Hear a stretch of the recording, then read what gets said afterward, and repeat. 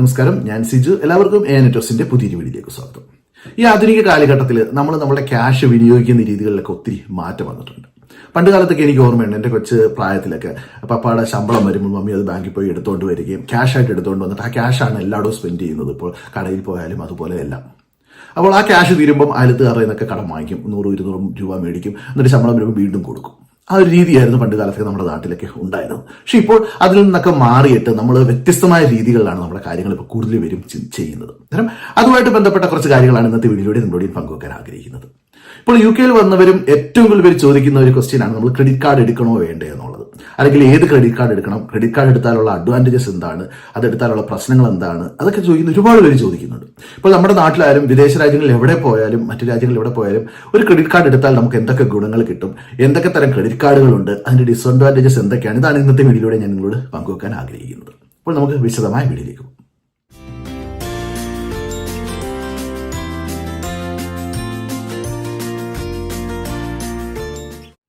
എല്ലാവർക്കും വീഡിയോയിലേക്ക് ഒരിക്കൽ കൂടി സ്വാഗതം. ആദ്യത്തെ ഒരു ക്വസ്റ്റ്യൻ, ക്രെഡിറ്റ് കാർഡ് എടുക്കണോ വേണ്ടയോ എന്നുള്ളതാണ്. സത്യം പറഞ്ഞാൽ ഇതിന് നമ്മളുടെ ആവശ്യം അനുസരിച്ചിരിക്കും ക്രെഡിറ്റ് കാർഡ് എടുക്കണോ വേണ്ടയോ എന്നുള്ളതിന്റെ ഒരു ആൻസർ. പക്ഷേ വിദേശ രാജ്യങ്ങളിലായാലും ഇന്ത്യയിലായാലും നിങ്ങൾ ഒരു ക്രെഡിറ്റ് കാർഡ് എടുക്കുന്നത് വളരെ നല്ല ഒരു കാര്യം തന്നെയാണ്. കാരണം നിങ്ങൾക്ക് ഇപ്പോൾ ഫ്യൂച്ചറിൽ ഒരു വലിയ ലോൺ എടുക്കണോ, അല്ലെങ്കിൽ ഒരു മോർഗേജ്, ഇപ്പോൾ UK ആണെങ്കിൽ മോർഗേജ് എന്നാണ് പറയുന്നത്, ഇന്ത്യയിൽ ഹൗസിംഗ് ലോൺ എന്ന് പറയും, അതൊക്കെ എടുക്കണമെങ്കിൽ നമുക്ക് ക്രെഡിറ്റ് സ്കോർ നല്ലതായിരിക്കണം. ഈ ക്രെഡിറ്റ് സ്കോർ ആകണമെങ്കിൽ നമുക്ക് അത് കൂട്ടാനുള്ള ഒരു മാർഗമാണ് ക്രെഡിറ്റ് കാർഡ്. ക്രെഡിറ്റ് കാർഡുകൾ റീസണബിൾ ആയിട്ട്, അതായത് നമ്മൾ നല്ല രീതിയിൽ യൂസ് ചെയ്താൽ നമുക്ക് ഒരുപാട് പ്രയോജനമുള്ള ഒരു കാര്യമാണ് ക്രെഡിറ്റ് കാർഡ്. അതുപോലെ തന്നെ ക്രെഡിറ്റ് കാർഡ് വേണ്ടത്ര രീതിയിൽ ശ്രദ്ധിക്കാതെ യൂസ് ചെയ്ത് കഴിഞ്ഞാൽ നമ്മുടെ കയ്യിൽ നിന്ന് ഒരുപാട് പൈസയും നഷ്ടമാകും. അതുകൊണ്ട് തന്നെ ക്രെഡിറ്റ് കാർഡ് എടുക്കാൻ ശ്രമിക്കുന്നവർ എപ്പോഴും അത് റീസണബിൾ ആയിട്ട് യൂസ് ചെയ്യാനുള്ള ശ്രമം നടത്തുക. എന്നിട്ട് അതിന് കറക്റ്റ് ആയിട്ടുള്ള രീതിയിൽ അത് മുമ്പോട്ട് പോയി കഴിഞ്ഞാൽ നമുക്ക് ഒത്തിരി ക്യാഷ് സേവ് ചെയ്യാൻ സാധിക്കും. ക്രെഡിറ്റ് കാർഡ് എപ്പോഴും നല്ലതാണ്, അത് നമ്മുടെ ഫ്യൂച്ചറിലേക്ക് ഒരുപാട് പ്രയോജനം ചെയ്യുന്ന ഒരു കാര്യം തന്നെയാണ്. പക്ഷേ റീസണബിൾ ആയിട്ട് യൂസ് ചെയ്യണം. അപ്പോൾ ഇനി ഏതൊക്കെ തരം ക്രെഡിറ്റ് കാർഡുകളാണ്, ഞാൻ ഇന്ന് UK വെച്ചാണ് പറയുന്നത്. എനിക്ക് തോന്നുന്നു ഇന്ത്യയിലും മറ്റു രാജ്യങ്ങളിലും എല്ലാം സെയിം തന്നെയായിരിക്കും വിവിധ തരം ക്രെഡിറ്റ് കാർഡുകൾ എന്ന് പറയുന്നത്. കാരണം UK നമുക്കുള്ള പ്രധാനപ്പെട്ട ക്രെഡിറ്റ് കാർഡുകൾ എന്ന് പറഞ്ഞു കഴിഞ്ഞാൽ ഒന്ന് റിവാർഡ് കാർഡ്സ് ആണ്. അതായത് നമ്മൾ എന്തെങ്കിലും വാങ്ങിച്ചു കഴിഞ്ഞാൽ അതിന് ഡിസ്കൗണ്ടും സമ്പർക്സും ഒക്കെ കിട്ടും, റിവാർഡ് കാർഡ് എന്ന് പറയും. രണ്ടാമത്തത് പർച്ചേസ് കാർഡ്സ് എന്ന് പറയും. അതായത് നമുക്ക് സാധനങ്ങൾ പർച്ചേസ് ചെയ്യുമ്പോൾ അതിന് ചിലപ്പോൾ അവർ 6 മാസത്തേക്ക് പൈസ അടയ്ക്കേണ്ട, അല്ലെങ്കിൽ 1 വർഷത്തേക്ക് പൈസ അടയ്ക്കേണ്ട എന്നൊരു രീതിയിൽ തരും. അടുത്തത് ബാലൻസ് ട്രാൻസ്ഫർ ക്രെഡിറ്റ് കാർഡാണ്. ഇത് ബുദ്ധിപരമായിട്ട് യൂസ് ചെയ്താൽ ഏറ്റവും ലാഭകരമായ ഒരു കാര്യമാണ് ബാലൻസ് ട്രാൻസ്ഫർ ക്രെഡിറ്റ് കാർഡ്. അപ്പോൾ അത് നമുക്ക് യൂസ് ചെയ്യണമെങ്കിൽ നമുക്ക് 2 ക്രെഡിറ്റ് കാർഡ് ഉണ്ടായിരിക്കണം. ഓൾറെഡി ഒരു ക്രെഡിറ്റ് കാർഡിൽ നമ്മൾ കുറച്ച് പൈസ യൂസ് ചെയ്തുകൊണ്ടുണ്ടായിരിക്കണം. അങ്ങനെയുള്ള ഒരു അവസരത്തിൽ നമ്മളിപ്പോൾ കണ്ടിന്യൂസ് ആയിട്ട് ആ പഴയ ക്രെഡിറ്റ് കാർഡ് നമ്മൾ പലിശ അടച്ചുകൊണ്ടിരിക്കുകയാണെങ്കിൽ, അറിയാമല്ലോ നമുക്ക് ഇതിന് ഭയങ്കര പലിശയാണ്, ആ പലിശ അടച്ചുകൊണ്ടിരിക്കുകയാണെങ്കിൽ അതിൽ നമുക്ക് കുറച്ച് ലാഭം നേടാൻ സാധിക്കുന്നതാണ് ബാലൻസ് ട്രാൻസ്ഫർ ക്രെഡിറ്റ്. നമ്മളൊരു ബാലൻസ് ട്രാൻസ്ഫർ ക്രെഡിറ്റ് കാർഡ് എടുത്തു കഴിഞ്ഞാൽ ആ ബാലൻസ് ട്രാൻസ്ഫർ ക്രെഡിറ്റ് കാർഡിൽ കിട്ടുന്ന ലിമിറ്റ് നമുക്ക് നമ്മുടെ പഴയ ക്രെഡിറ്റ് കാർഡിലേക്ക് അടയ്ക്കാവുന്നതാണ്. അന്നേരം ഈ നമുക്ക് പുതിയതായിട്ട് തരുന്ന കമ്പനി ചിലപ്പോൾ നമുക്ക് ഓഫർ തരും, 6 മാസം ഒക്കെ തരുന്നുണ്ട്, അങ്ങനെ 36 മാസം വരെ ഓഫർ തരുന്ന കമ്പനികളുണ്ട്. അതായത് നമുക്ക് പുതിയതായിട്ട് കിട്ടിയ ക്രെഡിറ്റ് കാർഡിൽ നിന്ന് ആ ക്രെഡിറ്റ് കാർഡിലെ പൈസ പഴയ ക്രെഡിറ്റ് കാർഡിന്റെ പൈസ അടച്ചു തീർക്കാൻ വേണ്ടി യൂസ് ചെയ്യാം. അങ്ങനെ യൂസ് ചെയ്യുമ്പോൾ നമുക്ക് നമ്മുടെ കമ്പനി ഓഫർ തരും. ഞാൻ പറഞ്ഞല്ലോ, ചിലപ്പോൾ 6 മാസം 36 മാസം വരെ കിട്ടുന്നതുകൊണ്ട് അതിന്റെ കൂടെ ഒരു പേയ്മെന്റ് ഫീ ഉണ്ട്. ഫസ്റ്റ് ഒരു ഫീസ് നമ്മൾ അടയ്ക്കണം. അത് 2% തൊട്ട് 5% വരെ ആയിരിക്കും. അതായത് ഇപ്പം 1000 പൗണ്ട് നമ്മൾ അങ്ങോട്ട് അയക്കണമെങ്കിൽ നമ്മൾ ചിലപ്പോൾ ആദ്യം ഒരു 30 പൗണ്ടോ അല്ലെങ്കിൽ 50 പൗണ്ടോ അടയ്ക്കണം. പക്ഷെ അത് കഴിഞ്ഞ് ആ കാലാവധി നമുക്ക് എത്രയാണ് തന്നിട്ടുള്ളത് അതുവരെ നമ്മൾ പിന്നെ 1 രൂപ പോലും അടയ്ക്കേണ്ട. ആ കാലാവധി തീരുന്നതിന് മുമ്പ് നമ്മളത് അടച്ചു തീർത്താൽ മതിയാകും. അതായത് അന്നേരം നമ്മുടെ പഴയ ക്രെഡിറ്റ് കാർഡിനും പലിശ അടയ്ക്കുന്നില്ല, പുതിയ ക്രെഡിറ്റ് കാർഡിനും പലിശ അടയ്ക്കാത്ത ഒരു അവസ്ഥ വരും. അന്നേരം നമുക്ക് കുറച്ച് പൈസ അതിനകത്ത് ലാഭിക്കാൻ സാധിക്കും. നല്ലൊരു ഓപ്ഷനാണ് പർച്ചേസ് ക്രെഡിറ്റ് കാർഡ്സ്. മൂന്നാമത്തെ ഒരു ക്രെഡിറ്റ് കാർഡ് എന്ന് പറയുന്നത് മണി ട്രാൻസ്ഫർ ക്രെഡിറ്റ് കാർഡ് എന്നാണ്. ഈ മണി ട്രാൻസ്ഫർ ക്രെഡിറ്റ് കാർഡും നമുക്ക് നോർമൽ ക്രെഡിറ്റ് കാർഡിലൊക്കെ ഈ ഓഫറുകൾ അവർ തരാറുണ്ട്. മണി ട്രാൻസ്ഫറും ബാലൻസ് ട്രാൻസ്ഫറും പർച്ചേസ് ക്രെഡിറ്റ് ഓഫറുകൾ എല്ലാം തരാറുണ്ട്. നമുക്ക് അങ്ങനെ ഓഫർ തരുമ്പോൾ ഇപ്പോൾ നമുക്ക് കുറച്ച് കടമുണ്ട്, നമ്മൾ ഓവർ ഡ്രാഫ്റ്റ് ഒക്കെ യൂസ് ചെയ്യുകയാണ്, നമ്മുടെ ബാങ്കിൽ നിന്ന് 1000 പൗണ്ട് ഓവർ ഡ്രാഫ്റ്റ് അല്ലെങ്കിൽ 2000 പൗണ്ട് ഓവർ ഡ്രാഫ്റ്റ് യൂസ് ചെയ്തുകൊണ്ടിരിക്കുകയാണ്. നിങ്ങൾക്കറിയാമല്ലോ, ഓവർ ഡ്രാഫ്റ്റ് യൂസ് ചെയ്യുമ്പോൾ നമ്മൾ എല്ലാ ദിവസവും അതിന് ഇൻട്രസ്റ്റ് കൊടുക്കേണ്ടതാണ്. അന്നേരം നമുക്ക് ഈ മണി ട്രാൻസ്ഫർ ഓഫർ ഉള്ള ഒരു ക്രെഡിറ്റ് കാർഡ് കിട്ടിക്കഴിഞ്ഞാൽ ആ പൈസ ഉപയോഗിച്ചുകൊണ്ട് നമ്മുടെ ഓവർ ഡ്രാഫ്റ്റ് നമുക്ക് കവർ ചെയ്യാം. അന്നേരം അവിടെ നമ്മൾ പലിശ അടയ്ക്കേണ്ട. അതുപോലെ തന്നെ നമ്മൾ ഈ ക്രെഡിറ്റ് കാർഡിൽ നിന്ന് ഈ മണി ട്രാൻസ്ഫർ ഓഫർ എടുക്കുമ്പോൾ അവർ നമുക്ക് ഇത്ര മാസം തരും ആ പൈസ അടച്ചു തീർക്കാൻ, ആ മാസത്തിനുള്ളിൽ അടച്ചു തീർത്താൽ മതി. അതോടൊപ്പം തന്നെ ഒരു ഫീ അവർ ആദ്യം എടുക്കും. ആ ഫീ നമ്മൾ പ്രോസസ്സിംഗ് ഫീ അത് കൊടുക്കേണ്ടതാണ്. അത് 2% തൊട്ട് 5% ആണ്. ചിലപ്പോൾ നമ്മൾ 1000 പൗണ്ട് എടുക്കുമ്പോൾ 50 പൗണ്ട് ഫീ അടയ്ക്കേണ്ടി വരും. അന്നേരം ചിലപ്പോൾ നമുക്ക് 2 വർഷം കൊണ്ട് അത് അടച്ചു തീർത്താൽ മതി. അന്നേരം നിങ്ങളത് ചെക്ക് ചെയ്യണം. നിങ്ങൾക്ക് ഈ പൈസ അങ്ങോട്ട് മാറ്റിക്കഴിഞ്ഞാൽ നിങ്ങൾക്ക് ലാഭമായിരിക്കുമോ ഇല്ലയോ എന്ന് ചെക്ക് ചെയ്ത് ആ മണി ട്രാൻസ്ഫർ ഓഫറുകൾ യൂസ് ചെയ്യാവുന്നതാണ്. അന്നേരം ഇങ്ങനെയുള്ള കാര്യങ്ങളൊക്കെ യൂസ് ചെയ്യുമ്പോൾ ഓർക്കുക, നമ്മൾ മിനിമം പേയ്മെന്റ് എല്ലാ മാസവും അടയ്ക്കാൻ ശ്രമിക്കുക, അല്ലെങ്കിൽ നമുക്ക് ഈ ഓഫറുകൾ നഷ്ടപ്പെടാനുള്ള ചാൻസ് ഉണ്ട്. അന്നേരം അതിന്റെ ടേംസ് ആൻഡ് കണ്ടീഷൻസ് വായിച്ച് നോക്കിയിട്ട് വേണം നിങ്ങളതൊക്കെ ചെയ്യാൻ വേണ്ടിയത്. പിന്നെ ക്രെഡിറ്റ് ബിൽഡിംഗ് കാർഡ്സുകളുണ്ട്. അതായത് നമുക്ക് ഇപ്പോൾ ക്രെഡിറ്റ് സ്കോർ തീരെയില്ല, അല്ലെങ്കിൽ നമ്മൾ പുതിയതായിട്ടൊരു ക്രെഡിറ്റ് കാർഡ് എടുക്കുകയാണെങ്കിൽ നമുക്ക് ക്രെഡിറ്റ് ബിൽഡിംഗ് ക്രെഡിറ്റ് കാർഡ്സും നല്ലതാണ്. അത് പക്ഷേ നമുക്ക് വലിയ ഓഫർ എന്ന് തരത്തില്ല. ചിലപ്പോൾ 300 പൗണ്ട് അല്ലെങ്കിൽ 500 പൗണ്ട് 1000 പൗണ്ട് വരെയൊക്കെ ആയിരിക്കും നമുക്ക് തരുന്നത്. പിന്നെ നമ്മൾ യൂസ് ചെയ്യുന്നതനുസരിച്ച് അവരത് കൂടുതലാക്കി തന്നുകൊണ്ടിരിക്കും. അന്നേരം അത് അടുത്ത ഓർമ്മമാണ്. പിന്നെ ഉള്ളത് ട്രാവൽ ക്രെഡിറ്റ് കാർഡ്സ്. ഇപ്പോൾ ഫ്രീക്വന്റ് ആയിട്ട് ട്രാവൽ ചെയ്യുന്ന ഒരാളാണെങ്കിൽ ട്രാവൽ ക്രെഡിറ്റ് കാർഡ് യൂസ് ചെയ്യാം. ആ ട്രാവൽ ക്രെഡിറ്റ് കാർഡ് ഇപ്പം ഹാലിഫാക്സിന്റെ ക്ലാരിറ്റി ക്രെഡിറ്റ് കാർഡ് എന്ന് പറഞ്ഞുകൊണ്ട് ഈ ഹാലിഫാക്സിന്റെ ക്ലാരിറ്റി ക്രെഡിറ്റ് കാർഡ് എടുത്തു കഴിഞ്ഞാൽ നിങ്ങൾക്ക് ലോകത്ത് എവിടെ വേണമെങ്കിലും പോകാം, ഏത് ഷോപ്സിൽ വേണമെങ്കിലും അത് യൂസ് ചെയ്യാം. UK യൂസ് ചെയ്യുന്നത് പോലെ എവിടെ വേണമെങ്കിലും യൂസ് ചെയ്യാം. അതിന് പ്രത്യേക ഫീസ് ഒന്നും അവർ എടുക്കുകയില്ല. പിന്നെ നമ്മൾ UK വന്നു കഴിഞ്ഞാൽ പൈസ തിരിച്ചടച്ചാൽ മതി. അതിനൊരു മിനിമം നമുക്ക് 50 ഡേയ്സ് കിട്ടും ആ പൈസ തിരിച്ചടയ്ക്കണം. അതിനുള്ളിൽ തിരിച്ചടച്ചു കഴിഞ്ഞാൽ നമുക്ക് ഇതിന് ₹1 പോലും പലിശ അടയ്ക്കേണ്ടി വരത്തില്ല. അന്നേരം അത് നല്ലൊരു ഓപ്ഷനാണ്. പിന്നെ ഉള്ളത് ക്യാഷ് ബാക്ക് ക്രെഡിറ്റ് കാർഡ്സ് ഉണ്ട്. ക്യാഷ് ബാക്ക് ക്രെഡിറ്റ് കാർഡ് എന്ന് പറഞ്ഞാൽ നമ്മൾ അതിനകത്ത് നിന്ന് ഇത്ര രൂപയ്ക്ക് നമ്മൾ പർച്ചേസ് ഒക്കെ നടത്തി കഴിഞ്ഞാൽ കുറച്ച് പൈസ അവർ നമുക്ക് തിരിച്ചു തരും. 1%, 2% എന്നൊക്കെ പറഞ്ഞ് തിരിച്ചു തരുന്ന ഓഫറുകളുണ്ട്. അതായത് ഈ ക്രെഡിറ്റ് കാർഡുകളിലെല്ലാം വിവിധ തരം ഓഫറുകളുണ്ട്. അന്നേരം നമുക്ക് എന്താണ് ആവശ്യം അതിനനുസരിച്ചുള്ള ക്രെഡിറ്റ് കാർഡ് എടുക്കാൻ ശ്രമിക്കുക. ഇപ്പോൾ നമുക്ക് വലിയൊരു ബിഗ് പർച്ചേസ് ഉണ്ടെങ്കിൽ പർച്ചേസ് ക്രെഡിറ്റ് കാർഡ് നല്ലതായിരിക്കും. ഒരു എക്സാമ്പിൾ പറഞ്ഞാൽ ഞാൻ കഴിഞ്ഞ മാസം ഞാൻ പറഞ്ഞിരുന്നല്ലോ, ഞങ്ങളുടെ ബോയിലർ കേടായി ഏകദേശം 5000 പൗണ്ട് ആവുമെന്ന് പറഞ്ഞിരുന്നല്ലോ. അപ്പോൾ ആ 5000 പൗണ്ട് ഞാൻ ഇതേപോലെ എനിക്ക് എന്റെ ക്രെഡിറ്റ് കാർഡ് പ്രൊവൈഡറിന്റെ അടുത്ത് എനിക്ക് ഓഫറുകൾ ഉണ്ടോ എന്ന് ചോദിച്ചപ്പോൾ അവർ പർച്ചേസ് ഓഫർ തരാമെന്ന് പറഞ്ഞ് എനിക്ക് ആ 5000 പൗണ്ടിന്റെ ഓഫർ തന്നു. ആ 5000 പൗണ്ട് ഞാൻ ക്രെഡിറ്റ് കാർഡ് വെച്ചാണ് പേ ചെയ്തത്.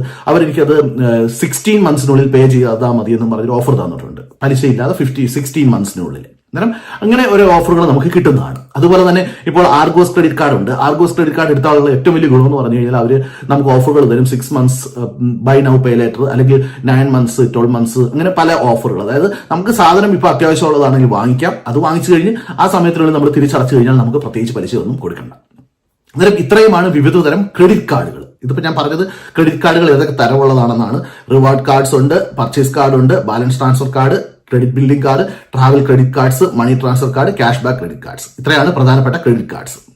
ഇനി ഈ ക്രെഡിറ്റ് കാർഡുകൾ ഉപയോഗിച്ചാലുള്ള നേട്ടങ്ങൾ എന്തൊക്കെയാണെന്ന് ഞാൻ ഓരോന്നായിട്ട് പറയാം. അതിൽ ആദ്യത്തത് ക്രെഡിറ്റ് കാർഡ് യൂസ് ചെയ്യുമ്പോൾ ഒരു ആദ്യത്തെ ഗുണമെന്ന് പറഞ്ഞു കഴിഞ്ഞാൽ ഒരു പർച്ചേസ് നടത്തുമ്പോൾ അതിന്റെ കോസ്റ്റ് നമുക്ക് സ്പ്രെഡ് ചെയ്ത് കുറച്ച് നാള് നമുക്ക് പൈസ കൊടുക്കാതെ യൂസ് ചെയ്യാനുള്ള ഒരു അവസരം കിട്ടും. അതായത് ഒരു ക്രെഡിറ്റ് കാർഡ് യൂസ് ചെയ്ത് നമ്മൾ പർച്ചേസ് ചെയ്ത് കഴിഞ്ഞാൽ നോർമലി നമുക്ക് 50 ദിവസം തൊട്ട് 60 ദിവസം വരെയാണ് ഓരോ ക്രെഡിറ്റ് കാർഡുകൾ നമുക്ക് ടൈം തരുന്നത്.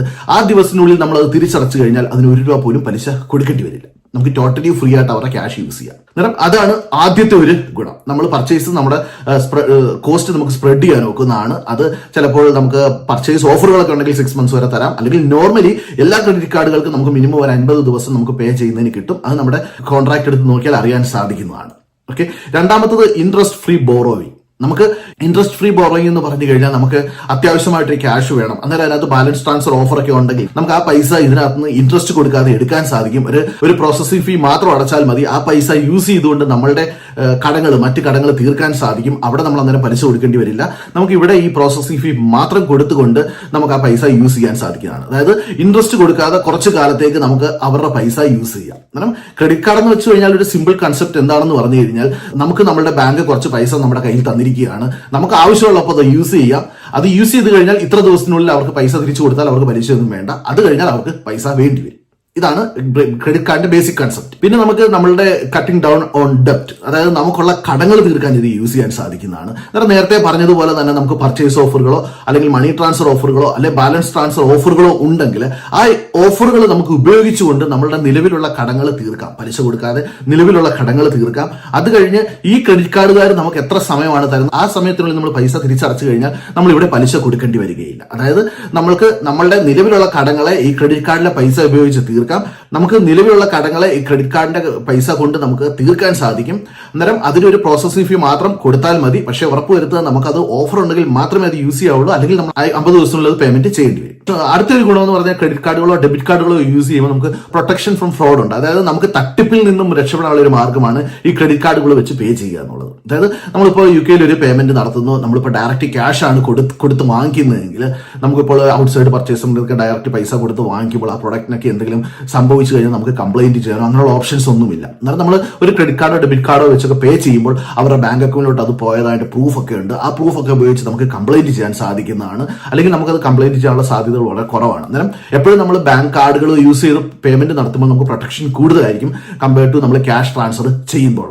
പിന്നെ ക്രെഡിറ്റ് കാർഡുകൾ നമുക്ക് എപ്പോഴും സേഫർ ദാൻ ക്യാരിങ് ക്യാഷ് ആണ്. അതായത് നമ്മൾ ക്യാഷ് ക്യാരി ചെയ്യുന്നതിനെക്കാട്ടി എപ്പോഴും സേഫ് ആണ് ക്രെഡിറ്റ് കാർഡുകൾ ക്യാരി ചെയ്യുന്നത്. കാരണം ക്രെഡിറ്റ് കാർഡിന് ഒരു പിൻ നമ്പർ ഉണ്ട്, ആ പിൻ നമ്പർ യൂസ് ചെയ്ത് മാത്രമേ പൈസ എടുക്കാൻ സാധിക്കുകയുള്ളൂ. അതല്ല നമ്മുടെ ക്രെഡിറ്റ് കാർഡ് മോഷണം പോയാൽ പോലും നമുക്ക് നമ്മുടെ ക്രെഡിറ്റ് കാർഡ് കമ്പനിയെ അറിയിച്ചു കഴിഞ്ഞാൽ അവരത് ബ്ലോക്ക് ചെയ്യും. അതുവരെയുള്ള എല്ലാ ട്രാൻസാക്ഷന്റെ പൈസ നമുക്ക് തിരിച്ചു കിട്ടുകയും ചെയ്തതാണ്. അത് പക്ഷേ നമ്മുടെ കയ്യിൽ നിന്ന് ക്യാഷ് പോയി കഴിഞ്ഞാൽ അത് തിരിച്ചു കിട്ടുന്നത് അത്ര എളുപ്പമുള്ള കാര്യമല്ല. നമ്മൾ കംപ്ലൈന്റ് ചെയ്താൽ പോലും അത് ട്രേസ് ചെയ്യുന്നത് വളരെ ബുദ്ധിമുട്ടുള്ള ഒരു കാര്യമാണ്. പക്ഷേ ക്രെഡിറ്റ് കാർഡുകളും അല്ലെങ്കിൽ ഡെബിറ്റ് കാർഡുകളാണെങ്കിൽ അത് ട്രേസ് ചെയ്യാൻ എളുപ്പമായിരിക്കും. അന്നേരം എപ്പോഴും നമുക്ക് ക്യാഷിനെ കാട്ടി എപ്പോഴും സേഫ് ആണ് ക്രെഡിറ്റ് കാർഡുകളും ഡെബിറ്റ് കാർഡുകളും യൂസ് ചെയ്യുന്നത്. പിന്നെ ഇതിനകത്ത് അടുത്ത ഒരു ഗുണം ക്രെഡിറ്റ് കാർഡുകൾ യൂസ് ചെയ്യുന്നത് ഏണിംഗ് റിവാർഡ്സ്, നമുക്ക് റിവാർഡ് പോയിന്റുകൾ കിട്ടും. ഇപ്പൊ ടെസ്കോയുടെ ക്രെഡിറ്റ് കാർഡ് യൂസ് ചെയ്ത് കഴിഞ്ഞാൽ നമ്മൾ അതിന് സാധനം മേടിക്കുമ്പോഴൊക്കെ നമുക്ക് 1 പോയിന്റ് 2 പോയിന്റുകൾ അങ്ങനെ പോയിന്റ്സ് കിട്ടും. ആ പോയിന്റ്സ് എല്ലാം കൂടെ യൂസ് ചെയ്ത് നമുക്ക് വീണ്ടും പർച്ചേസ് നടത്താം, അല്ലെങ്കിൽ സിനിമ ടിക്കറ്റ് അങ്ങനെയുള്ള കാര്യങ്ങളൊക്കെ നമുക്ക് ഫ്രീ ആയിട്ട് കിട്ടും പല ക്രെഡിറ്റ് കാർഡുകൾ. അന്നേരം പല ക്രെഡിറ്റ് കാർഡുകൾ നമ്മൾ അത് ചെക്ക് ചെയ്യണം അവർക്ക് ഓഫറുകൾ ഉണ്ടോ എന്നുള്ളത്.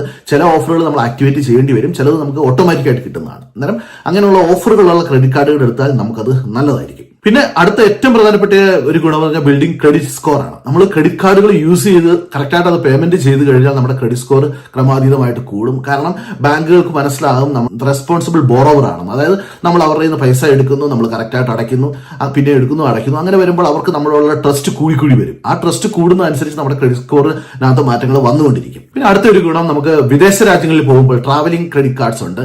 വിദേശ രാജ്യങ്ങളിൽ പോകുമ്പോൾ നമുക്ക് ഈ ക്രെഡിറ്റ് കാർഡുകൾ യൂസ് ചെയ്താൽ ഒരുപാട് ലാഭമാണ്. അന്നേരം അങ്ങനെയുള്ള ക്രെഡിറ്റ് കാർഡുകൾ പല കമ്പനികളും ഓഫർ ചെയ്യുന്നുണ്ട്. അതായത് നിങ്ങൾ ഫ്രീക്വന്റ് ട്രാവലേഴ്സ് ആണെങ്കിൽ അങ്ങനെയുള്ള കാർഡുകൾ എടുക്കാൻ നോക്കുക. ഹാലിഫാക്സിന്റെ ക്ലാരിറ്റി ക്രെഡിറ്റ് കാർഡ് അതിനുള്ള ഒരു ഉദാഹരണമാണ്. പിന്നെ അടുത്തത് ഏറ്റവും പ്രധാനപ്പെട്ട ഒരു ഗുണമാണ് പർച്ചേസ് പ്രൊട്ടക്ഷൻ എന്നുള്ളത്. അതായത് നമ്മൾ ക്രെഡിറ്റ് കാർഡുകൾ യൂസ് ചെയ്യുമ്പോൾ അതിനകത്ത് പർച്ചേസ് പ്രൊട്ടക്ഷൻ ഉണ്ട്. 100 പൗണ്ട് തൊട്ട് 30,000 പൗണ്ട് വരെയുള്ള സാധനം വാങ്ങിച്ചു കഴിഞ്ഞാൽ നമ്മൾ അത് ഫോൾട്ടി ആണെങ്കിൽ ഇപ്പോൾ നമ്മൾ വാങ്ങിച്ചവരുടെ അടുത്ത് പറഞ്ഞ് അവർ റീഫണ്ട് ചെയ്തില്ലെങ്കിൽ നമ്മുടെ ക്രെഡിറ്റ് കാർഡ് കമ്പനിയെ അറിയിച്ചു കഴിഞ്ഞാൽ അവർ അത് അന്വേഷണം നടത്തി കറക്റ്റ് ആയിട്ടുള്ള ഒരു കംപ്ലൈന്റ് ആണെന്ന് കണ്ടെത്തി കഴിഞ്ഞാൽ നമുക്ക് ആ റീഫണ്ട് അവർ തരുന്നതായിരിക്കും. അത് 100 പൗണ്ട് തൊട്ട് 30,000 പൗണ്ട് വരെയുള്ളതിനാണ് ഈ പ്രൊട്ടക്ഷൻ ഉള്ളത്. അന്നേരം നിങ്ങൾ UK നിങ്ങൾ എന്തെങ്കിലും സാധനങ്ങൾ ഈ റേഞ്ചിലുള്ളത് 100 പൗണ്ട് തൊട്ട് 30,000 പൗണ്ട് വരെയുള്ളത് വാങ്ങിക്കുകയാണ്, പ്രത്യേകിച്ച് TV ഒക്കെ വാങ്ങിക്കുമ്പോൾ നിങ്ങൾ കഴിയുന്നതും ക്രെഡിറ്റ് കാർഡ് യൂസ് ചെയ്ത് വാങ്ങിക്കാൻ നോക്കുക. കാരണം നമുക്ക് പർച്ചേസ് പ്രൊട്ടക്ഷൻ ഉണ്ട്. അതിനകത്ത് കൺസ്യൂമർ ക്രെഡിറ്റ് ആക്ട് പ്രകാരമുള്ള പർച്ചേസ് പ്രൊട്ടക്ഷൻ ഉണ്ട്. അതുകൊണ്ട് കഴിയുന്നതും നമ്മൾ എപ്പോഴും വില കൂടിയ സാധനങ്ങൾ മേടിക്കുമ്പോൾ ക്രെഡിറ്റ് കാർഡ് യൂസ് ചെയ്തുകൊണ്ട് തന്നെ വാങ്ങിക്കാൻ ശ്രമിക്കുക. ഇത്രയുമാണ് ക്രെഡിറ്റ് കാർഡ് യൂസ് ചെയ്യുമ്പോൾ ഏറ്റവും പ്രധാനപ്പെട്ട ഗുണങ്ങൾ. ഇനി ക്രെഡിറ്റ് കാർഡ് യൂസ് ചെയ്യുമ്പോഴുള്ള ദോഷങ്ങൾ എന്തൊക്കെയാണ് നമുക്കൊന്ന് ചെക്ക് ചെയ്ത് നോക്കാം. ഞാൻ പറഞ്ഞല്ലോ, ക്രെഡിറ്റ് കാർഡ് നമ്മൾ കറക്റ്റായിട്ട് യൂസ് ചെയ്താൽ ഏറ്റവും നല്ലൊരു കാര്യമാണ്. പക്ഷെ ഈ ക്രെഡിറ്റ് കാർഡ് തന്നെ നമ്മൾ ശ്രദ്ധിക്കാതെ യൂസ് ചെയ്ത് കഴിഞ്ഞാൽ നമ്മുടെ ഫിനാൻഷ്യൽ സെറ്റപ്പിനെ മൊത്തം ബാധിക്കുന്ന ഒരു കാര്യമായിട്ട് മാറും. കാരണം എപ്പോഴും നമ്മൾ ക്രെഡിറ്റ് കാർഡുകൾ യൂസ് ചെയ്യുമ്പോൾ നമ്മൾ നല്ലതുപോലെ യൂസ് ചെയ്യണം, ശ്രദ്ധിച്ച് യൂസ് ചെയ്യണം. കാരണം നമുക്ക് ക്രെഡിറ്റ് കാർഡ് വഴി ഫ്രീ ആയിട്ട് പൈസ കിട്ടുന്നത് കൊണ്ട് നമ്മളത് ഒരുപാട് ഷോപ്പിങ്ങിനൊക്കെ പോകുമ്പോൾ ഒരുപാട് യൂസ് ചെയ്യാനുള്ള ഒരു അവസരമുണ്ട്. അന്നേരം എപ്പോഴും നമ്മളത് കൺട്രോൾ ചെയ്യാൻ ശ്രമിക്കുക. നമുക്ക് ആവശ്യമുള്ള സാധനങ്ങൾ മാത്രം ക്രെഡിറ്റ് കാർഡുകൾ ഉപയോഗിച്ച് വാങ്ങിക്കുക. ക്രെഡിറ്റ് കാർഡിൽ ഫ്രീ ആയിട്ട് പൈസ കിട്ടുമെന്ന് പറഞ്ഞ് എല്ലാം വാങ്ങിക്കാനുള്ള ശ്രമം ആരും നടത്തരുത്. ഡെപ്റ്റ്, ആദ്യത്തേത് തന്നെ ഡെപ്റ്റ് എന്നുള്ളതാണ്. ക്രെഡിറ്റ് കാർഡ് ഉപയോഗിക്കുമ്പോൾ ഏറ്റവും പ്രധാനപ്പെട്ട കാര്യം കടങ്ങൾ കൂടിക്കൊണ്ടിരിക്കും. നമ്മൾ ഈ ക്രെഡിറ്റ് കാർഡ് ഒരേ പ്രാവശ്യം ടാപ്പ് ചെയ്യുമ്പോഴോ അല്ലെങ്കിൽ ഒരേ പ്രാവശ്യം ഓൺലൈൻ സാധനം മേടിക്കുമ്പോൾ നമ്മുടെ കടം കൂടി വരികയാണ്. പക്ഷെ നമ്മൾ ഫിസിക്കലായിട്ടുള്ള ക്യാഷ് കടം അല്ലാത്തതുകൊണ്ട് നമ്മൾ ശ്രദ്ധിക്കത്തില്ല. അങ്ങനെ അത് ക്യാഷ് കടം കൂടി വരുന്നതനുസരിച്ച് നമ്മുടെ ക്രെഡിറ്റ് സ്കോർ മറ്റു കാര്യങ്ങളെല്ലാം അത് ബാധിച്ചു തുടങ്ങും. നമ്മുടെ മാസാടവ് കൂടി വരും. അന്നേരം അതുകൊണ്ട് എപ്പോഴും റീസണബിൾ ആയിട്ട് യൂസ് ചെയ്യുക, റെസ്പോൺസിബിൾ ആയിട്ട് യൂസ് ചെയ്യുക. രണ്ടാമത്തത്, ക്രെഡിറ്റ് കാർഡിന്റെ ഏറ്റവും വലിയ പ്രശ്നം എന്ന് പറഞ്ഞു കഴിഞ്ഞാൽ അതിന്റെ ഇൻട്രസ്റ്റ് റേറ്റ് ആണ്. എപ്പോഴും ക്രെഡിറ്റ് കാർഡിന്റെ ഇൻട്രസ്റ്റ് റേറ്റ് ഒരു 18% മുകളിലാണ്. 18% തൊട്ട് 40-50% വരെയൊക്കെയുള്ള ക്രെഡിറ്റ് കാർഡുകളുണ്ട്. അന്നേരം നമ്മൾ ഒരു സാധനം വാങ്ങിച്ച് അതിന് കറക്റ്റായിട്ടുള്ള സമയത്ത് തിരിച്ചടച്ചാൽ നമുക്ക് പലിശ കൊടുക്കണ്ട. പക്ഷേ ആ കറക്റ്റായിട്ടുള്ള സമയത്ത് അത് തിരിച്ചു കൊടുത്തില്ലെങ്കിൽ നമ്മൾ കൊടുക്കുന്ന പലിശ എന്ന് പറഞ്ഞാൽ ഭീമമായ പലിശയായിരിക്കും. കാരണം നമ്മളിപ്പോൾ ഒരു ലോണൊക്കെ എടുക്കുകയാണെങ്കിൽ അതിന് ഇത്ര ശതമാനം പലിശയുണ്ട്, അത് ആദ്യം തന്നെ കൊടുക്കുകയാണ്. പക്ഷെ അതൊന്നും ഈ ക്രെഡിറ്റ് കാർഡിന്റെ പലിശയുടെ 7 ഇലത്ത് വരത്തില്ല ഒരു ലോണിന്റെ പലിശ. അതുകൊണ്ട് തന്നെ നിങ്ങളിപ്പോൾ വലിയൊരു തുക ക്രെഡിറ്റ് കാർഡ് വലിയ പലിശ അടച്ചുകൊണ്ടിരിക്കുകയാണെങ്കിൽ നിങ്ങൾക്ക് ഒരു ലോൺ കിട്ടുകയാണെങ്കിൽ ആ ലോൺ എടുത്ത് ഈ ക്രെഡിറ്റ് കാർഡുകൾ അടച്ചു തീർക്കാനുള്ള ശ്രമം നടത്തുക. കാരണം ക്രെഡിറ്റ് കാർഡുകൾ നമ്മൾ പലിശ കൊടുക്കാൻ തുടങ്ങിക്കഴിഞ്ഞാൽ അത് അടച്ചു തീർക്കുക അത്ര എളുപ്പമുള്ള ഒരു കാര്യമല്ല. അതുകൊണ്ട് കഴിയുന്നത് ക്രെഡിറ്റ് കാർഡ് എടുക്കുന്നവർ അത് കറക്റ്റായിട്ട് യൂസ് ചെയ്തിട്ട് കറക്റ്റായിട്ട് അടയ്ക്കാനുള്ള ശ്രമം നടത്തുക. പിന്നെ അടുത്ത വരണമെന്ന് പറഞ്ഞാൽ ഡാമേജിങ് യുവർ ക്രെഡിറ്റ് സ്കോർ ആണ്. ഈ ക്രെഡിറ്റ് കാർഡുകൾ നമ്മൾ എല്ലാ മാസവും യൂസ് ചെയ്ത് അത് കറക്റ്റായിട്ട് പൈസ അടച്ചില്ലെങ്കിൽ അത് നമ്മുടെ ക്രെഡിറ്റ് സ്കോറിനെ ബാധിച്ചുകൊണ്ടിരിക്കും. പിന്നെ നമ്മൾ ക്രെഡിറ്റ് കാർഡ് യൂസ് ചെയ്യുമ്പോൾ നിശ്ചിത ശതമാനം മാത്രം യൂസ് ചെയ്യാൻ ശ്രമിക്കുക. ഒരു 30% വരെയൊക്കെ യൂസ് ചെയ്ത് നമ്മൾ എല്ലാ മാസവും തിരിച്ചടക്കുകയാണെങ്കിൽ അത് നമ്മുടെ ക്രെഡിറ്റ് സ്കോറിനെ നല്ലപോലെ ഉയരാൻ ഹെൽപ്പ് ചെയ്യും. പിന്നെ credit card fees and cost. ചില ക്രെഡിറ്റ് കാർഡുകൾക്ക് നമുക്ക് ഒരു വർഷത്തേക്ക് ആ കമ്പനികൾ ഇത്ര രൂപ വെച്ച് ചോദിക്കും. 100 പൗണ്ടാണ് 1 മന്ത് ഇയർലി യൂസ് ചെയ്യുന്നത്, അല്ലെങ്കിൽ ഒരേ സ്ഥലങ്ങളിൽ യൂസ് ചെയ്യുന്നതിന് ഇത്ര രൂപ ചാർജ് ഉണ്ടെന്ന് പറയും. അങ്ങനെയുള്ള ചാർജുകൾ പ്രത്യേകം ശ്രദ്ധിക്കുക. അങ്ങനെയുള്ള ചാർജുള്ള ക്രെഡിറ്റ് കാർഡ് കാർഡുകളൊന്നും എടുക്കാതിരിക്കാൻ ശ്രദ്ധിക്കുക. കാരണം നമുക്ക് ഫ്രീ ആയിട്ട് കിട്ടുന്ന ക്രെഡിറ്റ് കാർഡുകൾ എടുക്കാൻ നോക്കുക. നമുക്ക് ആവശ്യമുള്ളപ്പോൾ യൂസ് ചെയ്യുക. അത് കഴിഞ്ഞ് കറക്റ്റായിട്ട് പേ ചെയ്യുന്ന തരം ക്രെഡിറ്റ് കാർഡുകൾ എടുക്കുക. അന്നേരം മറ്റു ഫീസുകളിൽ നിന്നെല്ലാം നമുക്ക് ഒഴിവാകാൻ സാധിക്കും. പിന്നെ ഞാൻ പറഞ്ഞല്ലോ, നമുക്ക് ക്രെഡിറ്റ് കാർഡുകൾ യൂസ് ചെയ്യുമ്പോൾ നമുക്ക് സാധനം മേടിച്ചു കഴിഞ്ഞാൽ കുറച്ച് നാളത്തെ കഴിഞ്ഞ് പലിശ അടയ്ക്കേണ്ട, അത് കഴിഞ്ഞ് നമ്മൾ പലിശ അടച്ചാൽ മതി എന്ന് പറയും. അന്നേരം നമുക്ക് 50 ദിവസം അല്ലെങ്കിൽ 60 ദിവസം നമ്മുടെ ബാങ്ക് തരുന്നതനുസരിച്ച് നമ്മൾ പൈസ തിരിച്ചടക്കേണ്ടതാണ്. ആ പൈസ തിരിച്ചടച്ചില്ലെങ്കിൽ നമ്മൾ പിന്നെ ഇത് അടയ്ക്കുമ്പോഴത്തേക്ക് നമ്മൾ ചിലപ്പോൾ 100 രൂപയുടെ ഒരു സാധനം മേടിച്ചത് ചിലപ്പോൾ 2-3 വർഷം കൊണ്ട് അടച്ചു തീർക്കുമ്പോൾ നമുക്ക് ഓഫറുകളൊന്നും ഇല്ലെങ്കിൽ ചിലപ്പോൾ നമ്മൾ 150, 150, 200 പൗണ്ടും ആ ഒരു സെയിം സാധനത്തിന് വേണ്ടി ബാങ്കിലേക്ക് അടയ്ക്കേണ്ടി വരും. അതായത് നമ്മൾ എത്ര നാള് കൂടുതൽ എടുക്കുന്നു അത്രയും കൂടുതൽ പൈസ നമ്മൾ ആ ഒരു സെയിം പ്രോഡക്റ്റിന് വേണ്ടി നമ്മൾ അടച്ചുകൊണ്ടിരിക്കണം ക്രെഡിറ്റ് കാർഡിലൂടെ. അതായത് പലിശ ഭയങ്കരമായ കൂടുതലായതുകൊണ്ട് തന്നെ നമുക്ക് അത്യാവശ്യമുള്ള സാധനങ്ങൾ മാത്രം ക്രെഡിറ്റ് കാർഡ് ഉപയോഗിച്ച് വാങ്ങിക്കാനുള്ള ശ്രമം നടത്തുക. അത്യാവശ്യമില്ലാത്ത കാര്യങ്ങളൊന്നും ക്രെഡിറ്റ് കാർഡ് ഉപയോഗിച്ച് വാങ്ങിക്കാതിരിക്കുക. പിന്നെ മറ്റൊരു കാര്യം ഏറ്റവും ക്ലിയർ ആയിട്ട് ശ്രദ്ധിക്കേണ്ടതാണ്, ഒരു കാരണവശാലും ക്രെഡിറ്റ് കാർഡ് ഉപയോഗിച്ച് നിങ്ങൾ ATM മെഷീനിൽ നിന്ന് പൈസ എടുക്കാൻ ശ്രമിക്കരുത്. കാരണം ATM മെഷീനിൽ നിങ്ങൾ പൈസ എടുത്തു കഴിഞ്ഞാൽ അതിന് അന്നേരം തൊട്ടുള്ള പലിശ ആയിരിക്കും അവർ കൂട്ടുന്നത്. നമുക്കറിയാമല്ലോ, ക്രെഡിറ്റ് കാർഡിന്റെ പലിശകൾ 25-30% ഒക്കെ. അന്നേരം നിങ്ങളൊരു കുറച്ച് പൈസ എടുത്താൽ പോലും അത് നിങ്ങളുടെ പലിശ ഭയങ്കരമായിട്ട് കൂടും. അന്നേരം നിങ്ങളത് തിരിച്ചടക്കുക അത്ര എളുപ്പമുള്ള കാര്യമല്ല. അതുകൊണ്ട് കഴിയുന്നതും ക്രെഡിറ്റ് കാർഡ് ഉപയോഗിച്ച് നമുക്ക് മണി ട്രാൻസ്ഫർ ഓഫറുകളൊന്നും ഇല്ലെങ്കിൽ ക്യാഷ് എടുക്കാതിരിക്കാനുള്ള ശ്രമം നടത്തുക. ഇനി ഈ ക്രെഡിറ്റ് കാർഡ് എടുത്തു കഴിഞ്ഞ് നമുക്ക് ആ ക്രെഡിറ്റ് കാർഡ് കൊണ്ട് നമുക്ക് ഉണ്ടാകുന്ന ദോഷങ്ങളെ എങ്ങനെ ഓവർകം ചെയ്യാമെന്ന് നോക്കാം. ഞാനിപ്പോൾ അഡ്വാൻറ്റേജസും ഡിസഡ്വാൻറ്റേജസും പറഞ്ഞു. ഇനി ഈ ഡിസഡ്വാൻറ്റേജസ് നമുക്ക് എങ്ങനെ ഓവർകം ചെയ്യാം എന്നുള്ളത് നോക്കാം. ആദ്യത്തേതെന്ന് പറഞ്ഞാൽ നമുക്ക് ഏത് കാർഡാണ് വേണ്ടത് ആ കാർഡ് സെലക്ട് ചെയ്ത് നമ്മൾ അപ്ലൈ ചെയ്യാൻ ശ്രമിക്കുക. നമുക്ക് ബാലൻസ് ട്രാൻസ്ഫർ കാർഡാണ് വേണ്ടതെങ്കിൽ കഴിയുന്നതും ആ ബാലൻസ് ട്രാൻസ്ഫർ ഓഫർ തരുന്ന ഒരു കാർഡ് എടുക്കാൻ ശ്രമിക്കുക. അതല്ല നമ്മൾ വലിയ പർച്ചേസുകൾ നടത്താൻ ഉദ്ദേശിക്കുകയാണെങ്കിൽ അതുമായിട്ട് റിലേറ്റഡ് ആയത് പർച്ചേസ് ക്രെഡിറ്റ് കാർഡുകൾ എടുക്കാൻ ശ്രമിക്കുക. അന്നേരം നമുക്ക് അത് തക്കായിട്ട് ഓഫറുകൾ കിട്ടും. അതല്ലാതെ നമ്മളൊരു ജനറൽ ക്രെഡിറ്റ് കാർഡ് എടുത്തു കഴിഞ്ഞാൽ ചിലപ്പോൾ നമ്മളുടെ ആവശ്യത്തിന് ഉപയോഗിക്കാൻ പറ്റിയെന്ന് വരില്ല. അന്നേരം നമുക്ക് ഏതാണ് ആവശ്യം ആ കാർഡ് എടുക്കാനുള്ള ശ്രമം ആദ്യം നടത്തുക. അന്നേരം ഈ കാർഡ് എടുക്കാനുള്ള ഓപ്ഷൻസ് എന്താണെന്ന് ഇത് കഴിയുമ്പോൾ ഞാൻ പറഞ്ഞുതരാം. ഇനി നമ്മൾ ക്രെഡിറ്റ് കാർഡ് ഉള്ളവർ ഏറ്റവും കൂടുതൽ ശ്രദ്ധിക്കേണ്ട ഒരു കാര്യമാണ് അതിന്റെ പേയ്മെന്റ്, മന്ത്ലി പേയ്മെന്റ് അല്ലെങ്കിൽ മിനിമം പേയ്മെന്റ്. നമ്മൾ ഒരു കാരണവശാലും നമുക്കിനി എത്ര പ്രശ്നം വന്നാലും നമ്മൾ അതിന്റെ മിനിമം പേയ്മെന്റ് അടയ്ക്കാൻ മറക്കരുത്. അത് അത്യാവശ്യമുള്ള ഒരു കാര്യമാണ്. നമ്മൾ ഒരു പേയ്മെന്റ് മിസ്സായി കഴിഞ്ഞാൽ അത് ചിലപ്പോൾ നമ്മളുടെ ക്രെഡിറ്റ് സ്കോറിൽ 6 വർഷം വരെ കിടക്കാനുള്ള ഒരു ചാൻസ് ഉണ്ട്. അതുകൊണ്ട് ചില കമ്പനികളിൽ നമ്മൾ ഫസ്റ്റ് പേയ്മെന്റ് മിസ്സാകുമ്പോൾ തന്നെ അത് ക്രെഡിറ്റ് റഫറൻസ് ഏജൻസിയെ അറിയിക്കും. അന്നേരം അത് അവർ ആഡ് ചെയ്യും. പക്ഷെ ചില കമ്പനികൾ നമുക്ക് 2-3 ഓപ്ഷനൊക്കെ തരും, പിന്നെ അടയ്ക്കാനുള്ള ഒരു ഓപ്ഷനൊക്കെ തരും. പക്ഷെ നമ്മൾ ഒരു കാരണവശാലും അവരുടെ മിനിമം പേയ്മെന്റ് ഒരു കാരണവശാലും അടയ്ക്കാതിരിക്കരുത്. അത് എപ്പോഴും ശ്രദ്ധിക്കുക. കാർഡിൽ മിനിമം പേയ്മെന്റ് എല്ലാ മാസവും അടയ്ക്കാൻ ശ്രമിക്കുക. അതിനൊരു ഡയറക്റ്റ് ഡെബിറ്റ് സെറ്റ് ചെയ്ത് വെക്കുന്നത് എപ്പോഴും നല്ലതായിരിക്കും. ആ ഡയറക്റ്റ് ഡെബിറ്റ് സെറ്റ് ചെയ്ത് വെച്ച് കഴിഞ്ഞാൽ നമ്മുടെ മിനിമം പേയ്മെന്റ് നമുക്ക് ഫുൾ പേയ്മെന്റ് എല്ലാ മാസവും അടയ്ക്കാൻ സാധിച്ചില്ലെങ്കിൽ പോലും അതിന്റെ മിനിമം പേയ്മെന്റ് അവർ നമ്മുടെ അക്കൗണ്ടിൽ നിന്ന് ഡയറക്റ്റ് ആയിട്ട് എടുക്കുന്നതാണ്. നമ്മളൊന്നും ചെയ്തില്ലെങ്കിലും അവരുടെ മിനിമം പേയ്മെന്റ് നമ്മുടെ അക്കൗണ്ടിൽ നിന്ന് എടുക്കും. അന്നേരം എപ്പോഴും ഒരു ഡയറക്റ്റ് ഡെബിറ്റ് സെറ്റ് ചെയ്ത് വെച്ചിരിക്കുക. പിന്നെ ഈ ക്രെഡിറ്റ് കാർഡുകളിൽ കഴിയുന്നെങ്കിൽ നമ്മൾ എല്ലാ മാസവും അതിന്റെ ഫുൾ പേയ്മെന്റ് തന്നെ നമ്മൾ എല്ലാ മാസവും ചെയ്യാനുള്ള ശ്രമം നടത്തുക. ഇപ്പൊ നമ്മൾ ഈ മാസം ഒരു 100 പൗണ്ടിന് യൂസ് ചെയ്തിട്ടുണ്ടെങ്കിൽ നമുക്ക് അവർ തരുന്ന ദിവസങ്ങളുണ്ട്, ചിലപ്പോൾ 50 ദിവസമായിരിക്കും. ആ 50 ദിവസത്തിനുള്ള 100 പൗണ്ട് നമുക്ക് തിരിച്ചടയ്ക്കാൻ ശ്രദ്ധിക്കുക. അങ്ങനെ ആകുമ്പോൾ നമ്മൾ അവർക്ക് 1 രൂപ പോലും പലിശ കൊടുക്കേണ്ടി വരില്ല. അന്നേരം അങ്ങനെ പേയ്മെന്റ് ചെയ്യാനുള്ള ശ്രമങ്ങൾ നടത്തുക. നമുക്കത് പറ്റുന്നില്ല എന്നുണ്ടെങ്കിൽ നമ്മൾ അല്ലാതെ മിനിമം പേയ്മെന്റ് എങ്കിലും ചെയ്യുക. പിന്നെ നമ്മുടെ ക്രെഡിറ്റ് സ്കോറിനെ ബാധിക്കുന്ന ഒരു കാര്യമാണ് നമ്മൾ ക്രെഡിറ്റ് കാർഡ് ക്രമാതീതമായിട്ട് യൂസ് ചെയ്യുന്നത്.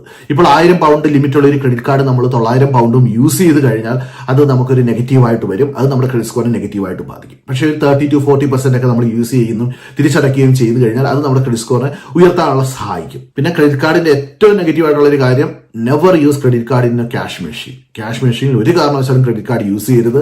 അത് നമ്മൾ ഭയങ്കരമായ പലിശ കൊടുക്കാനുള്ള ഒരു അവസരമായിട്ട് വരും. ഇനി അടുത്ത ഒരു കാര്യം ശ്രദ്ധിക്കേണ്ടത്, നമ്മൾ ഒരു കാരണവശാലും ഒരുപാട് കാർഡുകൾക്ക് വേണ്ടി പെട്ടെന്ന് ഒരാഴ്ചക്കുള്ളിൽ ഒരു 10 കാർഡിന് വേണ്ടി ഒന്നും അപ്ലൈ ചെയ്യാൻ ശ്രമിക്കരുത്. നമ്മൾ ഒരു കാർഡ് അപ്ലൈ ചെയ്ത് നമുക്ക് കിട്ടിക്കഴിഞ്ഞാൽ പിന്നെ ഒരു 3 to 6 months കഴിഞ്ഞ് അടുത്ത കാർഡിനുള്ള അപ്ലൈ ചെയ്യാനുള്ള ശ്രമം നടത്താവുള്ളൂ. കാരണം നമ്മളിപ്പോൾ എപ്പോഴും കണ്ടിന്യൂസ് ആയിട്ട് അപ്ലൈ ചെയ്തുകൊണ്ടിരിക്കുമ്പോൾ ലെൻഡേഴ്സ് വിചാരിക്കുന്നത് നമുക്ക് പൈസയുടെ ഭയങ്കരമായിട്ട് ആവശ്യമാണ്, നമ്മൾ കടത്തിൽ മുങ്ങി നിൽക്കുകയാണെന്ന് വിചാരിക്കുമ്പോൾ അവരത് നമുക്ക് റിജക്ട് ചെയ്യാനുള്ള അവസരം കൂടുതലാണ്. അതുകൊണ്ട് തന്നെ എപ്പോഴും ഒരുപാട് കാർഡുകൾക്ക് വേണ്ടി അപ്ലൈ ചെയ്യരുത്. ഇനി എങ്ങനെ ക്രെഡിറ്റ് കാർഡ് അപ്ലൈ ചെയ്യാം എന്നുള്ളതൊന്ന് നോക്കാം. ആർക്കൊക്കെ ക്രെഡിറ്റ് കാർഡ് കിട്ടും എന്നുള്ളത് നോക്കാം. ഇനി ക്രെഡിറ്റ് കാർഡ് അപ്ലൈ ചെയ്യുന്നതിന് മുമ്പ് നിങ്ങൾ 1-2 വെബ്സൈറ്റുകളുണ്ട്. ഞാൻ അതിന്റെ ലിങ്ക് ഞാൻ ഡിസ്ക്രിപ്ഷൻ ബോക്സിൽ കൊടുക്കാം. ക്ലിയർ സ്കോർ, ക്രെഡിറ്റ് കർമ്മ, അങ്ങനെയുള്ള മണി സൂപ്പർ മാർക്കറ്റ്, അങ്ങനെയുള്ള വെബ്സൈറ്റുകളുണ്ട്. അതിന്റെ ലിങ്ക് ഞാൻ ഡിസ്ക്രിപ്ഷൻ ബോക്സിൽ കൊടുക്കാം. അന്നേരം അതിൽ നിങ്ങൾ നിങ്ങളുടെ പേരും കാര്യങ്ങളൊക്കെ ഒന്ന് രജിസ്റ്റർ ചെയ്യുക. അത് രജിസ്റ്റർ ചെയ്ത് കഴിഞ്ഞാൽ അതിനകത്ത് ഓപ്ഷൻസ് ഉണ്ട്. നമ്മുടെ ക്രെഡിറ്റ് കാർഡ് അഫോർഡബിലിറ്റി ചെക്ക് ചെയ്യാനുള്ള ഒരു ഓപ്ഷൻ ഉണ്ട്. അന്നേരം ഈ ക്രെഡിറ്റ് കാർഡിന്റെ അഫോർഡബിലിറ്റി ചെക്ക് ചെയ്യുമ്പോൾ അവർ നമുക്ക് കിട്ടാൻ സാധ്യതയുള്ള ക്രെഡിറ്റ് കാർഡുകളുടെ ലിസ്റ്റ് തരും. 100%, 90% ചാൻസ്, 70% ചാൻസ് എന്നൊക്കെ പറഞ്ഞ് ലിസ്റ്റ് തരും. ഇങ്ങനെ തരുമ്പോൾ നമുക്കത് നമ്മുടെ ക്രെഡിറ്റ് സ്കോറിനെ ബാധിക്കില്ല. കാരണം ഇതൊരു സോഫ്റ്റ് സെർച്ച് മാത്രമായിരിക്കും. ഈ സോഫ്റ്റ് സെർച്ച് ചെയ്ത് നമുക്ക് 100% അപ്രൂവ്ഡ് ആണെന്ന് കാണിക്കാൻ ആ ക്രെഡിറ്റ് കാർഡ് നമ്മൾ അപ്ലൈ ചെയ്യുക. അന്നേരം അത് കിട്ടാനുള്ള ചാൻസ് കൂടുതലായിരിക്കും. അന്നേരം അത് കിട്ടിക്കഴിയുമ്പോൾ നമ്മുടെ ക്രെഡിറ്റ് സ്കോറിൽ ചെറുതായിട്ട് അത് നമ്മുടെ ക്രെഡിറ്റ് റിപ്പോർട്ടിൽ അതൊരു ഹാർഡ് സെർച്ച് ആയിട്ട് വരും. പക്ഷെ അത് ഒരു 6 മാസം കഴിയുമ്പോൾ അത് മാറി നമുക്ക് നോർമൽ സ്കോറിൽ വലിയ പ്രശ്നങ്ങൾ വരത്തില്ല. പക്ഷെ നമ്മൾ ക്രെഡിറ്റ് കാർഡിന് വേണ്ടി അപ്ലൈ ചെയ്തു, അവരത് റിജക്ട് ചെയ്ത് കഴിഞ്ഞാൽ അതൊരു ഹാർഡ് സെർച്ച് ആയിട്ട് കിടക്കും, റിജക്ഷൻ കാണിക്കും, അന്നേരം അത് നെഗറ്റീവായിട്ട് ബാധിക്കും. ഇനി ഏതൊക്കെ ക്രെഡിറ്റ് കാർഡാണ് എളുപ്പം ആദ്യം വന്നവർക്ക് എളുപ്പം കിട്ടാനുള്ള ക്രെഡിറ്റ് കാർഡുകൾ ഏതൊക്കെയാണെന്ന് നോക്കാം. നമുക്ക് ഈ ഹൈ സ്ട്രീറ്റ് ബാങ്കുകൾ ക്രെഡിറ്റ് കാർഡുകളൊന്നും ആദ്യം വന്നവർക്ക് കിട്ടുക അത്ര എളുപ്പമല്ല. അന്നേരം നമ്മൾ ചെക്ക് ചെയ്യേണ്ടത് മറ്റാണ്. ക്യാപിറ്റൽ വൺ അങ്ങനെയൊക്കെയുള്ള കുറെ കമ്പനികളുണ്ട്. അവരൊക്കെ ആണെങ്കിൽ ഓഷൻ ക്രെഡിറ്റ് കാർഡ്സ് അങ്ങനെയുള്ളവരാണെങ്കിൽ പുതിയതായിട്ട് വന്നവർക്ക് കുറച്ചുകൂടി ഈസി ആയിട്ട് ക്രെഡിറ്റ് കാർഡ് കിട്ടാനുള്ള ഒരു മാർഗ്ഗങ്ങളാണ്. അന്നേരം ക്രെഡിറ്റ് ബിൽഡിംഗ് കാർഡുകൾ നിങ്ങൾ പുതിയതായിട്ട് ഒരു ക്രെഡിറ്റ് കാർഡ് എടുക്കാൻ ആഗ്രഹിക്കുകയാണെങ്കിൽ ക്രെഡിറ്റ് ബിൽഡിംഗ് കാർഡുകളുടെ ഓപ്ഷൻ മാത്രം എടുത്ത് മുന്നോട്ട് പോകാനുള്ള ശ്രമം നടത്തുക. അങ്ങനെ ആകുമ്പോൾ നിങ്ങൾക്ക് ആ കാർഡ് കിട്ടും. ആ കാർഡ് ഒരു 3 to 6 months ഒക്കെ യൂസ് ചെയ്ത് കഴിയുമ്പോൾ നിങ്ങൾക്ക് മറ്റു കാർഡുകളിലേക്ക് മാറാൻ സാധിക്കുന്നതാണ്. ഹൈ സ്ട്രീറ്റ് ബാങ്കുകളുടെ കാർഡുകളിലേക്ക് മാറാൻ സാധിക്കുന്നതാണ്. ഇത്രയാണ് ക്രെഡിറ്റ് കാർഡുമായിട്ട് ബന്ധപ്പെട്ട് നിങ്ങൾ അറിഞ്ഞിരിക്കേണ്ട ഏറ്റവും പ്രധാനപ്പെട്ട കാര്യങ്ങൾ. സോ നിങ്ങൾക്ക് ഈ വീഡിയോ പ്രയോജനപ്പെട്ടത് ഞാൻ പ്രതീക്ഷിക്കുന്നു. നിങ്ങൾക്ക് ഈ വീഡിയോ ഇഷ്ടപ്പെട്ടെങ്കിൽ നിങ്ങളുടെ ഫ്രണ്ട്സിന് ഷെയർ ചെയ്യുക. അതോടൊപ്പം തന്നെ നിങ്ങളുടെ അഭിപ്രായങ്ങളും നിർദ്ദേശങ്ങളും കമന്റ് ചെയ്യുക. അപ്പോൾ മറ്റൊരു വീഡിയോയുമായി കാണുന്നവരെ എല്ലാവർക്കും നന്ദി, നമസ്കാരം.